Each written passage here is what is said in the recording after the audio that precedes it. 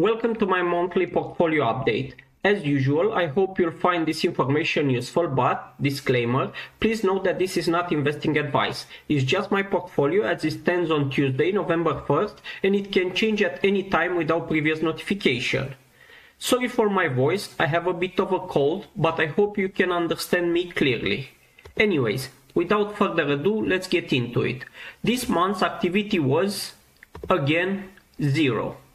I reverted back to my natural state of not buying or selling. However, I did some investment related activities, mostly in the crypto world, like restaking my Bitcoin on Kraken for 1% a year, as well as getting more free altcoins via the Learn and Earn programs of the big exchange presented in the last video.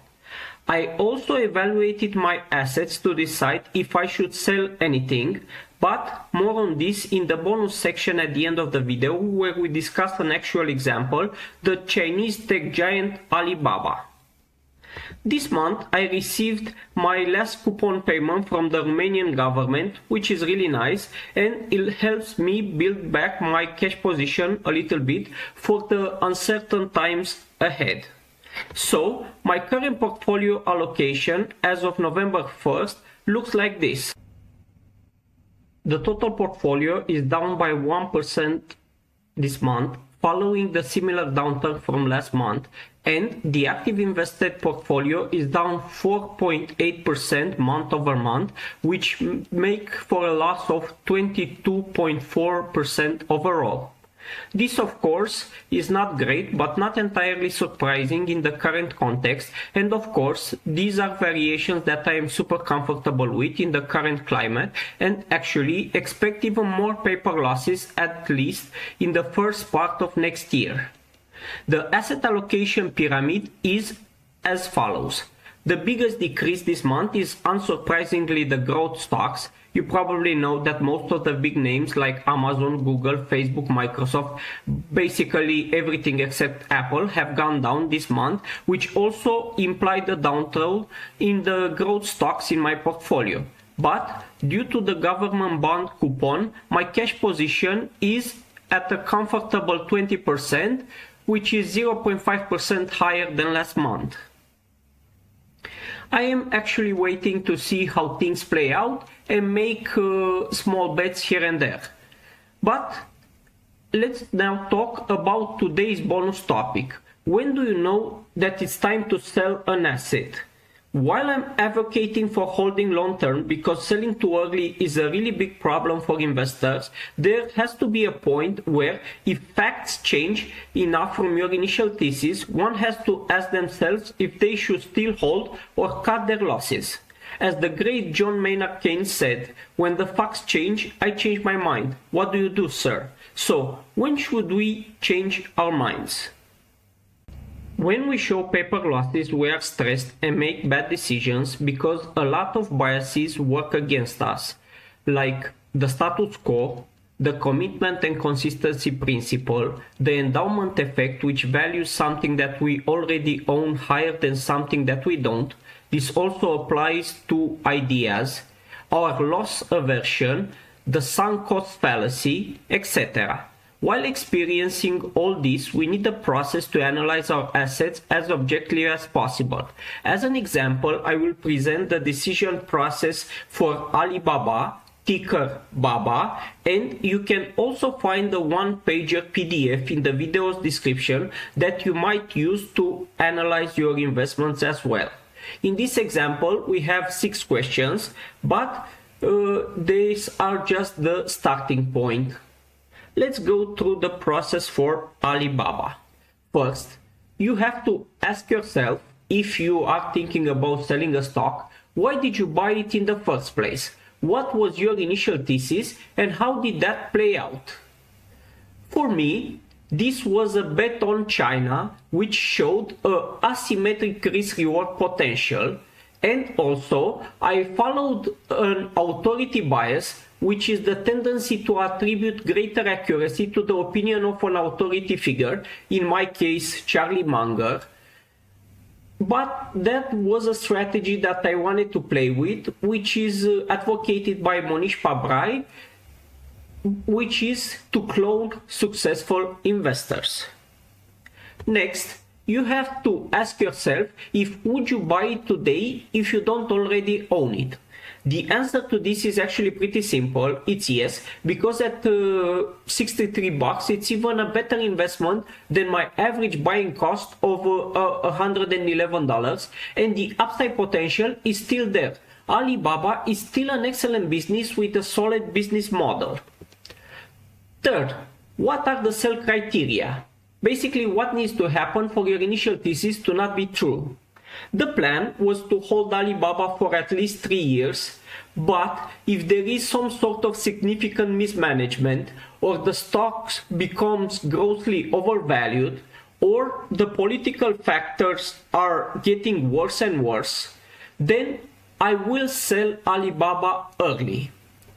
The last point is the most important one at the moment, in my opinion. You can read Ray Dalio's book, Principles for Dealing with the Changing World Order, which explain how the US and China test each other today in a fight to become the main superpower in the world. And this is not a positive impact on Alibaba stock. Next, you have to ask yourself, even if I sell it, are there better alternatives out there? This includes, of course, cash. Now, for me, I try to look outside of China, and really, because of how my portfolio is created, I didn't really find anything. However, it doesn't mean that if there are further discounts on the big tech stocks like Amazon, Google, Microsoft, etc., these cannot become alternatives to this investment. There is also, the optics of keeping the asymmetric risk reward of China's growth and invest in something else in China, but I already own Prosus, which is basically a play on Tencent, and it's not a big of a problem because it is somehow insulated by being a direct investment, not via ADRs, which can be delisted. So if there are any issues in the future, I expect Naspers to push back on selling the stock at a loss. Next question is, what is our estimation for the worst and best case scenario?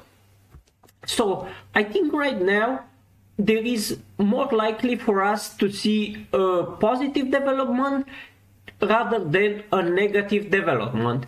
And this is because I see the Chinese government trying to take steps in order to make things more friendly to the companies. The last question is, what is the biggest thing I don't like about it today?